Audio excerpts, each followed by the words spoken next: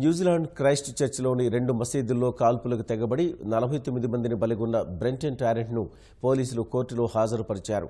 చేతులకు బేడీలు, జైలు దుస్తులతో విచారణకు హాజరైన కిరాతకుడు న్యాయమూర్తి నేరారోపణలు చేస్తుండగా భావరహితంగా కూర్చొని ఉన్నాడు. ఏప్రిల్ 5న విచారణకు వాయిదా వేసిన న్యాయస్థానం అప్పటి వరకు అతన్ని జ్యుడిషియల్ కస్టడీకి తరలించింది. కాగా అతడు బెయిల్కు సైతం దరఖాస్తు చేసుకోలేదు. ఈ దాడిలో బాధితులు ముస్లిం దేశాలకు చెందిన వారని న్యూజిలాండ్ ప్రధాని జెసిండా ఆర్డెన్ పేర్కొన్నారు. తదుపరి చర్యల కోసం పలు దేశాలతో దౌత్యపరమైన చర్చలు జరుపుతున్నట్లు తెలిపారు. క్రైస్ట్ చర్చిలోని 2 మసీదుల్లో శుక్రవారం ప్రార్థనలకు వచ్చిన వలసదారులు, శరణార్థుల్ని లక్ష్యంగా చేసుకుని బ్రెంటన్ జరిపిన కాల్పుల్లో 49 మంది ప్రాణాలు కోల్పోగా 42 మంది తీవ్రంగా గాయపడి ఆసుపత్రిలో చికిత్స పొందుతున్నారు. ఇందులో 9 మంది భారతీయులు కూడా ఉన్నారు. ఈ దాడి నేపథ్యంలో న్యూజిలాండ్ వ్యాప్తంగా మసీదులకు హాజరు కావద్దని ఆ దేశ పోలీసులు ముస్లిం పౌరుల్ని హెచ్చరించారు.